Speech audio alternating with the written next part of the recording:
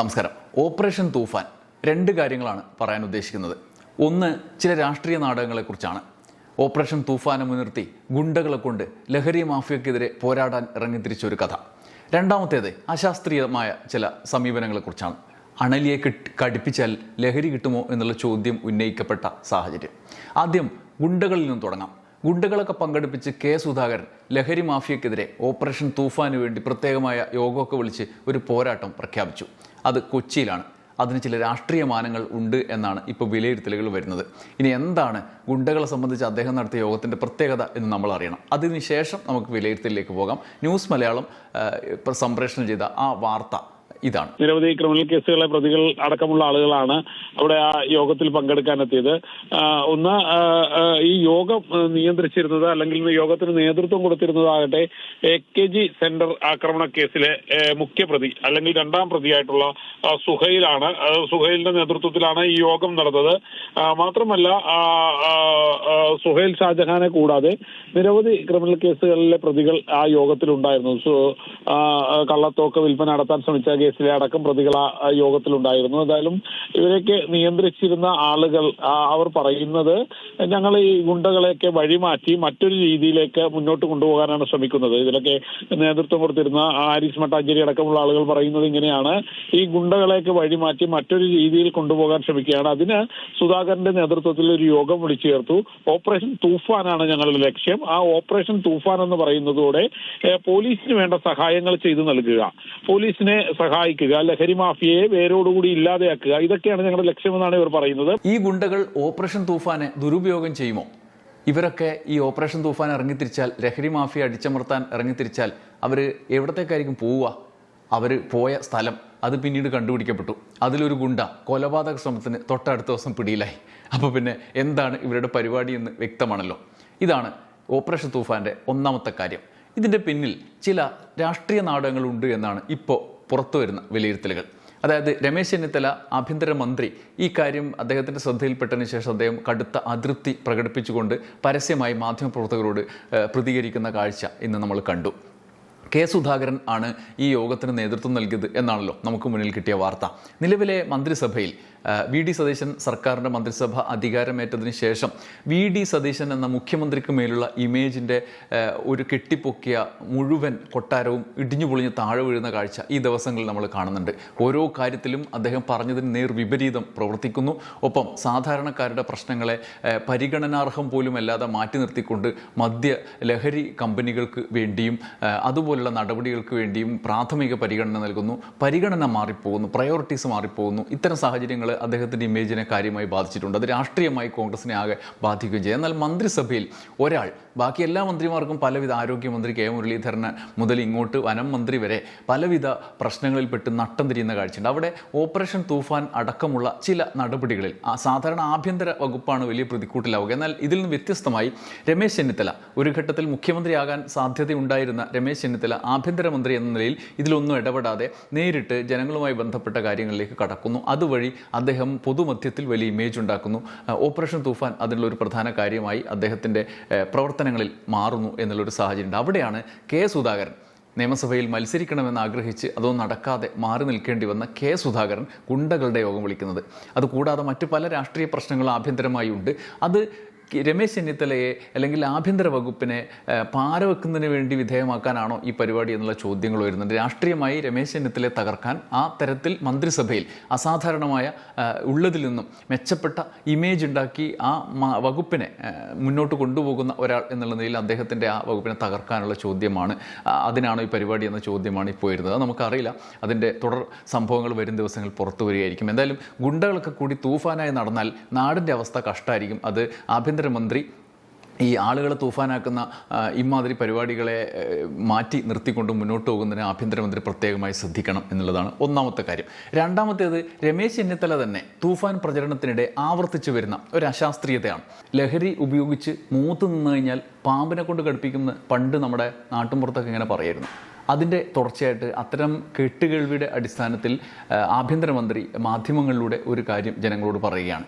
അണലിയുടെ കുഞ്ഞുങ്ങളെ ചില ആളുകൾ ലഹരി കിട്ടാൻ വേണ്ടിയിട്ട് ഇങ്ങനെ നാവിന് കടുപ്പിക്കും എന്ന് പറയുകയാണ്. സിനിമയിലൊക്കെ ഇങ്ങനെ അതിശയോക്തിപരമായി കാണുന്ന ദൃശ്യങ്ങൾക്ക് അപ്പുറത്തേക്ക് അതിന് യാതൊരു സാധുതയും ഇല്ലാത്തതാണ്. ലഹരി ലഭിക്കുന്നതിന് അങ്ങനെ ഒരു നടപടിയിലൂടെ ഫലവത്താകുന്ന പരിപാടി ഇല്ല, നടപടിയാകുന്ന കേസല്ല എന്ന് നമുക്ക് ശാസ്ത്രീയമായി തന്നെ അറിയാവുന്ന ഒരു കാര്യമാണ്. എന്നാൽ ആഭ്യന്തരമന്ത്രി അത് പരസ്യമായി പറയുകയും അതിൻ്റെ തുടർച്ചയായി നിരന്തരം ആവർത്തിക്കുകയും ചെയ്യുന്ന ഒരു കാഴ്ചയുണ്ടായിരുന്നു. അതിൻ്റെ ബാക്കിയായി നിരവധി ഡോക്ടർമാർ ശാസ്ത്രീയമായി തന്നെ വിശകലനങ്ങളിലൂടെ കാര്യങ്ങൾ വിശദീകരിച്ച് കൊടുക്കുന്നത് നമ്മൾ കണ്ടു. എന്നാൽ ഏറ്റവും കൗതുകരമായതും ആശാസ്യമായതുമായ ഒരു കാര്യം ആഭ്യന്തരമന്ത്രി തന്നെ തിരുത്തുമായി രംഗത്തെത്തി എന്നുള്ളതാണ്. അത് സാധാരണ നമ്മൾ അധികം കാണാത്ത വിധം തനിക്കൊരു തെറ്റുപറ്റി എന്ന് പറഞ്ഞ് അദ്ദേഹം തിരുത്തുമായി രംഗത്ത് വന്നു. ആ തിരുത്തിലേക്ക് കടക്കുന്നതിന് മുന്നേ വിവാദത്തിലേക്ക് നമുക്ക് ആദ്യം പോയി നോക്കാം, എങ്ങനെയാണ് ഇതിലേക്ക് എത്തിയത് എന്ന്. ആഭ്യന്തരമന്ത്രിയാണ് ആദ്യം ഈ കാര്യം പറഞ്ഞത്. അദ്ദേഹത്തിന്റെ പ്രതികരണങ്ങളിൽ ഒന്ന് നമുക്ക് ആദ്യം കേൾക്കാം. എറണാകുളത്തെ ഒരു സ്ഥലത്ത് ഈ അണലി കുഞ്ഞുങ്ങളെ കൊണ്ട് ആളുകളെ നാക്കിൽ കുത്തിക്കുന്ന സ്ഥലം ഞങ്ങൾ കണ്ടുപിടിച്ചു. പോലീസ് മരിച്ചു പോയില്ല, കാരണം കുഞ്ഞല്ലേ, അണലി കുഞ്ഞാണ്. അങ്ങനെ ഉണ്ടാകാനുള്ള സാധ്യത എത്രത്തോളം ഉണ്ട്? എന്തൊരു അശാസ്ത്രീയമായ പ്രതികരണമാണ് അല്ലെങ്കിൽ കാഴ്ചപ്പാടാണ് അദ്ദേഹം അവതരിപ്പിച്ചത്. ആഭ്യന്തരമന്ത്രി എന്ന നിലയിൽ അദ്ദേഹം അത് ആലോചിക്കേണ്ടതുണ്ട് എന്നുള്ള ഒരു പ്രത്യേകമായ അഭ്യർത്ഥന നമുക്ക് ഈ ഘട്ടത്തിൽ അദ്ദേഹത്തിന് മുന്നിൽ വെക്കണം. കാരണം അങ്ങനെ ഒരു ആൾക്ക് ലഹരി കിട്ടില്ല. ഈ ജീവികളെ നേരിട്ട് കടുപ്പിച്ച് കഴിഞ്ഞാൽ ലഹരി കിട്ടില്ല. അത് നമ്മുടെ ശരീരത്തെ വിഷം അപഹരിക്കുകയാണ് ചെയ്യുക, മരിക്കുകയാണ് ചെയ്യുക എന്നുള്ള വസ്തുത നമ്മുടെ മുമ്പിലുണ്ട്. അല്ലാതെ അത് പഴയ ആളുകൾ ഇങ്ങനെ പറഞ്ഞ് നമ്മുടെ നാട്ടിൻ പുറത്തൊക്കെ പറഞ്ഞ് ശീലിച്ചൊരു കാര്യം എന്നുള്ളതിനപ്പുറത്തേക്ക് ഒരു പ്രസക്തിയുമില്ലാത്ത കാര്യം ശാസ്ത്രീയമായി അവതരിപ്പിക്കുകയാണ് അദ്ദേഹം ചെയ്യുന്നത്. രണ്ട് ഡോക്ടർമാരുടെ പ്രതികരണം കൂടി ഞാൻ നിങ്ങളുടെ മുമ്പിൽ വെക്കുകയാണ്. നമ്മൾ ആധികാരികമായി പറയാൻ ആളല്ലോ. ഡോക്ടർ ഷിംന അസീസ് ഇക്കാര്യത്തിൽ അവരുടെ ഫേസ്ബുക്കിൽ ഒരു പ്രതികരണം എഴുതിയിട്ടുണ്ട്. അവരുടെ ആ പ്രതികരണം ഞാൻ വായിക്കാം. അണലി വെറുതെ കുത്തിയാൽ പോലും വിഷം അകത്തെത്തിയാൽ ആള് തീരാനുള്ള സാധ്യത വളരെ കൂടുതലാണ്. രക്തത്തെ ബാധിക്കുന്ന ഹീമോടോക്സിക് വെനം ആണ് അണലിക്കുള്ളത്. ആ വിഷം ജീവൻ രക്ഷിച്ചെടുക്കൽ അതീവ ശ്രമകരമാണ്. നാക്കിൽ അണലിയെ കൊണ്ട് കടുപ്പിച്ചാൽ ലഹരി പോയിട്ട് ആള് ചിലപ്പോൾ ബാക്കി പോലും ഉണ്ടാവില്ല. ഉത്തരവാദപ്പെട്ട ഒരു രാഷ്ട്രീയ നേതാവിൻ്റെ പ്രസ്താവനയുടെ ഭാഗം എന്നതുകൊണ്ട് ശ്രീ രമേശ് ചെന്നിത്തല വളരെ ലാഘവത്തോടെ പറഞ്ഞ വൈദ്യശാസ്ത്രപരമായി തെറ്റായ കാര്യം കൂടുതൽ പോപ്പുലർ ആകാനും ആരെങ്കിലും ശ്രമിച്ചു നോക്കാനും ഒക്കെ സാധ്യതയുണ്ട്. ദയവ് ചെയ്ത് ഈ പരിപാടി ഒന്നും ട്രൈ ചെയ്യരുത്. രക്തത്തെ നേരിട്ട് ബാധിക്കുന്ന തരമായ അണലി വിഷം നാഡീവ്യൂഹത്തെ ബാധിക്കുന്നതല്ല. അതിനാൽ തന്നെ ലഹരി സംബന്ധമായ തോന്നലോ അനുഭവമോ ഈ വിഷം കാരണം ഉണ്ടാവുകയില്ല. അതായത് ലഹരി നമ്മളെ നാഡീവ്യൂഹത്തിൽ നമ്മളെ ഞരമ്പുകളിൽ കയറിയിട്ടാണ് നമുക്ക് ലഹരി തരുന്നത്. എന്നാൽ വിഷം അങ്ങനെയല്ല, നമ്മളെ കട്ടപ്പോകയാക്കുന്ന ജീവൻ കവർന്നെടുക്കുന്ന ഒരു പരിപാടിയാണ്. മാത്രമല്ല അണലിയുടെ ദംശനമേറ്റാൽ മരണപ്പെട്ടില്ലെങ്കിൽ പോലും ആയുഷ്കാലം നീണ്ടു നിൽക്കുന്ന പ്രത്യാഘാതങ്ങൾക്ക് സാധ്യതയുണ്ട്. കിടപ്പിലായി പോവാം, സ്ഥിരമായി കിഡ്നിയെ ബാധിക്കാം, അങ്ങനെ കുറേ പ്രശ്നങ്ങളുണ്ട്. വളരെയേറെ രക്തക്കുഴലുകൾ നിറഞ്ഞ നമ്മുടെ നാക്കിൽ അണലി കൊത്തിയാൽ വിഷം അതിവേഗം ബഹുദൂരം രക്തത്തിൽ കലരാനും മരണം ഫാസ്റ്റ് ട്രാക്ക് ചെയ്യപ്പെടാനും സാധ്യതയുണ്ട്. സാധാരണയിലും കൂടുതൽ വേഗത്തിൽ മരണം സംഭവിക്കാം. നാക്കിൽ കൊത്തിക്കാൻ വേണ്ടി പ്രവചിക്കാൻ പറ്റാത്ത വേഗത്തിൽ ആക്രമിക്കുന്ന അണലിയെ പിടികൂടാൻ ശ്രമിച്ചാൽ ആ വകയിലും പാമ്പ് കടി കിട്ടാൻ ചാൻസ് ഉണ്ട്. ഇനി അണലിയെ പിടിച്ച് കടുപ്പിക്കാം എന്ന് വെച്ചാൽ സർപ്പക്കുട്ടിക്ക് പുറത്തേക്ക് വരുന്ന വിഷത്തിൻ്റെ അളവിൽ ഒരു നിയന്ത്രണവും കാണില്ല. പാമ്പിൻ കുട്ടി അല്ല. അതായത് പാമ്പ് എന്ന് പറയുന്നത് ജനിച്ച ഉടനെയുള്ള കുട്ടിക്ക് അമ്മേനേക്കാളും വിഷം കുറവെന്നോ അല്ലെങ്കിൽ അച്ഛനേക്കാളും വിഷം കുറവെന്നൊന്നുമില്ല. അത് കുഞ്ഞല്ല, അത് പാമ്പ് തന്നെയാണ്. അസൽ പാമ്പ് ലുക്കിൽ മാത്രമാണ് ചെറുത്. വർക്കിൽ പലപ്പോഴും വളർച്ചയെത്തിയ പാമ്പിനേക്കാൾ കൂടുതൽ അപകടകാരിയാണ് പാമ്പിൻ കുട്ടികൾ. മേൽപ്പറഞ്ഞ പലവിധ കാരണങ്ങളാൽ അണലിയുടെ കടി അണ്ണാക്കിൽ മേടിച്ച് പടമാകരുത്. പാമ്പിൻ്റെ കൊത്ത് ലഹരി തരില്ല. ഒന്നുകൂടി, ഒരു ലഹരിയും ഉപയോഗിക്കാൻ ശ്രമിക്കരുത്. നല്ലതൊന്നും ലഹരിയിലില്ല. പ്രയോജനമുള്ളതൊന്നും ലഹരിയോ ലക്കുകേടോ ഉണ്ടാക്കുകയില്ല. അശാസ്ത്രീയതയും അജ്ഞതയും പ്രചരിപ്പിക്കപ്പെടാതെ തന്നെ ഓപ്പറേഷൻ തൂഫാൻ ഇനിയും കേരളത്തിൽ ആഞ്ഞു വീശട്ടെ. നിരുപാധികം ലഹരിക്ക് എതിരെയുണ്ട്. അണലി സ്വന്തം പ്രാരാബ്ദങ്ങളുമായി അണലിയുടെ പാട്ടിന് പൊക്കോട്ടെ, ശല്യപ്പെടുത്തണ്ട എന്നാണ് ഡോക്ടർ ഷിംന അസീസ് പറഞ്ഞത്. അതായത് അതിൽ പ്രധാന കാര്യം ഇതാണ്, അണലിയുടെ വിഷം നമ്മൾ അണലിനെ കൊണ്ട് കടുപ്പിച്ചാൽ ലഹരി കിട്ടുന്ന പരിപാടി ഇല്ല.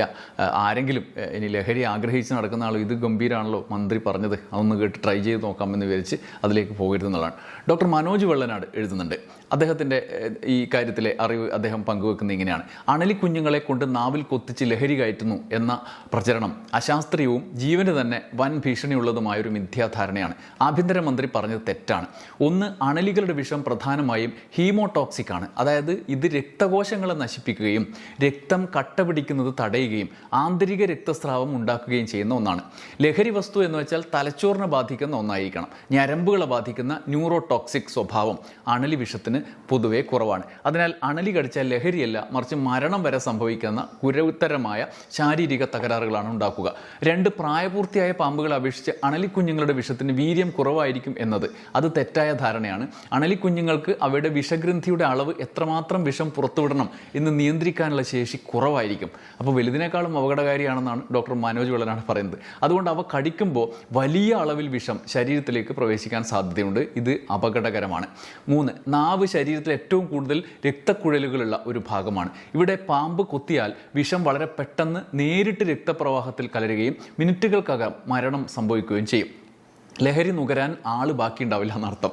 4, ചില പ്രത്യേക തരം പാമ്പുകളുടെ, ഉദാഹരണത്തിന് ചിലയിനം മൂർഖൻ പാമ്പുകളടക്കം, ഈ വിഷത്തിൽ അടങ്ങിയിരിക്കുന്ന ന്യൂറോടോക്സിനുകൾ നാഡീവ്യൂഹത്തെ ബാധിക്കുമ്പോൾ ചിലരിൽ ചെറിയൊരു മരവിപ്പോ താൽക്കാലികമായ മാറ്റങ്ങളോ ഉണ്ടായേക്കാം. അന്താരാഷ്ട്ര തലത്തിൽ തന്നെ ചില ലഹരി സംഘങ്ങൾ പാമ്പ് വിഷം ശുദ്ധീകരിച്ച് വളരെ കുറഞ്ഞ അളവിൽ മറ്റ് രാസവസ്തുക്കൾക്കൊപ്പം ചേർത്ത് ദുരുപയോഗം ചെയ്യാൻ ശ്രമിക്കാറുണ്ട്. എന്നാൽ ഇതൊരിക്കലും നേരിട്ട് പാമ്പിനെ കൊണ്ട് നാവിൽ കൊത്തിച്ചല്ല ചെയ്യുന്നത്. അത് തന്നെ ജീവൻ വെച്ചുള്ള കളിയാണ്. ചുരുക്കത്തിൽ അണലി കുഞ്ഞുങ്ങളെ നേരിട്ട് നാവിൽ കൊത്തിക്കുന്ന രീതി ആരെങ്കിലും ചെയ്താൽ അത് ലഹരിയല്ല നൽകുക, മറിച്ച് നിമിഷങ്ങൾക്കകം ദാരുണമായ മരണമായിരിക്കും സമ്മാനിക്കുക. ഇതിൻ്റെ തുടർച്ചയായിട്ട് ആഭ്യന്തരമന്ത്രി തന്നെ തിരുത്തുമായി രംഗത്ത് വന്നത് പ്രശംസനീയമായ ഒരു കാര്യമായി, പ്രത്യേകിച്ചും നമ്മുടെ ഭരണാധികാരികൾ അധികം ചെയ്യാത്തൊരു കാര്യമായി പ്രത്യേകമായി എടുത്തു പറയേണ്ടതുണ്ട്. രമേശ് ചെന്നിത്തല അദ്ദേഹത്തിൻ്റെ ഫേസ്ബുക്ക് പോസ്റ്റിൽ തിരുത്ത് എന്ന് പറഞ്ഞൊരു പോസ്റ്റ് ഇട്ടിട്ടുണ്ട്. ഈ ഉദ്ദേശശുദ്ധി വ്യക്തമാക്കുന്ന വിധത്തിൽ എന്തെങ്കിലും പ്രത്യേകമായ താല്പര്യത്തിനപ്പുറത്തേക്ക് അദ്ദേഹത്തിന് ഇതിൽ ഒരു പിഴവ് പറ്റിയത് സ്വയം തിരുത്തിക്കൊണ്ട് രംഗത്ത് വരുന്നു എന്നുള്ളത് തൂഫാൻ, ഓപ്പറേഷൻ തൂഫാൻ്റെ ലക്ഷ്യബോധത്തെക്കുറിച്ചുള്ള ഒരു പ്രഖ്യാപനം കൂടിയാണ്. രമേശ് ചെന്നിത്തല പറഞ്ഞത് ഇങ്ങനെയാണ്: ലഹരിക്കെതിരായ പോരാട്ടം വ്യക്തിജീവിതത്തിലും പൊതുപ്രവർത്തനത്തിലും ഏറെക്കാലമായി ഏറ്റെടുത്തിട്ടുള്ളതാണ്. മിക്കവാറും വേദികളിൽ ലഹരിക്കെതിരെ പ്രതികരിക്കാറുണ്ട്. പ്രസംഗത്തിലും അഭിമുഖങ്ങളിലും ഒക്കെ തെരഞ്ഞെടുപ്പിന് മുമ്പ് UDF അധികാരം കിട്ടിയാൽ ലഹരിയുടെ വേറൊരറുക്കുമെന്ന പ്രഖ്യാപനം നടത്തുകയും ആ വാക്കു പാലിക്കുന്ന തൂഫാൻ ആരംഭിക്കുകയും ചെയ്തതിൽ അഭിമാനമുണ്ട്. അത്തരമൊരു സംഭാഷണത്തിൽ വളരെ നാൾ മുമ്പ് എൻ്റേതായി വന്നൊരു പരാമർശത്തിൽ കടന്നുകൂടിയ തെറ്റ് സംബന്ധിച്ച് ഡോക്ടർ ഷിംന അസീസിൻ്റെ തിരുത്ത് മാധ്യമങ്ങളുടെ ശ്രദ്ധയിൽപ്പെട്ടു. അപകടകരവും മാരകവുമായ വിവിധ തരം ലഹരി ഉപയോഗങ്ങളെക്കുറിച്ചുള്ള സംഭാഷണത്തിനിടയിലായിരുന്നു അത്. വിഷപ്പാമ്പുകളെ കൊത്തിച്ച് ലഹരി ഉപയോഗിക്കുന്നതിനെക്കുറിച്ച് ഉള്ള ഭാഗത്ത് അതിനായി ഉപയോഗിക്കുന്നത് ചെറിയ അണലികളെയാണ് എന്ന് ഞാൻ പറഞ്ഞത് വസ്തുതാപരമായി ശരിയല്ല. ഡോക്ടറുടെ തിരുത്ത് സ്വീകരിക്കുന്നു. പാമ്പുകൾ ഉപയോഗിക്കുന്നത് പോലെ അത്യന്തം അപകടകരവും വിനാശകരവുമായ ലഹരി ഉപയോഗം ഉണ്ട് എന്നത് ഞെട്ടിപ്പിക്കുന്നതാണ്. കേരളത്തിലും അത്തരം കേന്ദ്രങ്ങൾ ഉണ്ടെന്ന വിവരങ്ങളെ ഗൗരവത്തോടെയാണ് മനസ്സിലാക്കുന്നത്. ഇതെല്ലാം സംബന്ധിച്ച് യഥാർത്ഥ വിവരങ്ങൾ അറിയിക്കാൻ ആരും മടിക്കരുത്. വിവരങ്ങൾ നൽകുന്നവരുടെ പേരുകൾ രഹസ്യമാക്കി വെക്കും എന്നാണ് അദ്ദേഹം പറയുന്നത്. തിരുത്താണ്, പക്ഷെ അപ്പോഴും ഈ പാമ്പുകളെക്കുറിച്ചുള്ള വിവരങ്ങളെക്കുറിച്ച് അദ്ദേഹം പൂർണ്ണമായി തള്ളിക്കളയുന്നില്ല എന്നുള്ളതാണ്. ശാസ്ത്രീയമായി അത് ഈ ലഹരി ഉപയോഗിക്കുന്ന ആളുകൾ അങ്ങനെ ചെയ്യുന്നുണ്ട് എങ്കിൽ പോലും അത് ലഹരി ഉപയോഗത്തിലേക്ക്, അതിൻ്റെ ഫലവത്തായ ഒരു കൺക്ലൂഷനിലേക്ക് എത്തുന്ന കാര്യമല്ല. അതോടുകൂടി അവർ മരിക്കുകയാണ് ചെയ്യുക. അതുകൊണ്ട് തന്നെ ലഹരി ഉപയോഗത്തിന് തുടർ പ്രവർത്തനങ്ങൾക്ക് ലഹരി ഉപയോക്താക്കൾക്ക് പോലും സാധ്യമല്ലാത്ത വിധമായിരിക്കും അതിൻ്റെ ഫലം എന്നുള്ളത് നമുക്ക് ഡോക്ടർമാർ തന്നെ പറഞ്ഞതാണ്. ഈ തരത്തിൽ ഒരു തെറ്റായ വിവരം പ്രചരിക്കാൻ ഇടയായതിലുള്ള ഖേദം അദ്ദേഹം തിരുത്തായി തന്നെ ഫേസ്ബുക്കിൽ കുറിച്ചു എന്നുള്ളത് വളരെ പ്രശംസനീയമാണ്. എന്തായാലും ഇത്തരത്തിലുള്ള വ്യാജ വിവരങ്ങൾ കൂടി, വ്യാജ നറേറ്റീവുകൾ കൂടി ഇതിൻ്റെ കൂടെ പ്രചരിപ്പിക്കപ്പെടുന്നു. അതിൽ പ്രധാനപ്പെട്ട നേതൃത്വത്തിലിരിക്കുന്ന ആളുകൾ പങ്കാളിയാകാതിരിക്കുക എന്നുള്ളത് ശ്രദ്ധേയമായ അല്ലെങ്കിൽ ഔചിത്യപൂർവ്വം സ്വീകരിക്കേണ്ട ജാഗ്രതയാണ് എന്നുള്ളതാണ് പ്രധാനപ്പെട്ട കാര്യം. ഗുണ്ടകളുടെ കാര്യത്തിൽ മന്ത്രി പ്രത്യേകം താല്പര്യമെടുക്കും എന്ന് നമുക്ക് കരുതാം. ഓപ്പറേഷൻ തൂഫാൻ ഗംഭീരമായി മുന്നോട്ട് പോകട്ടെ. നന്ദി, നമസ്കാരം.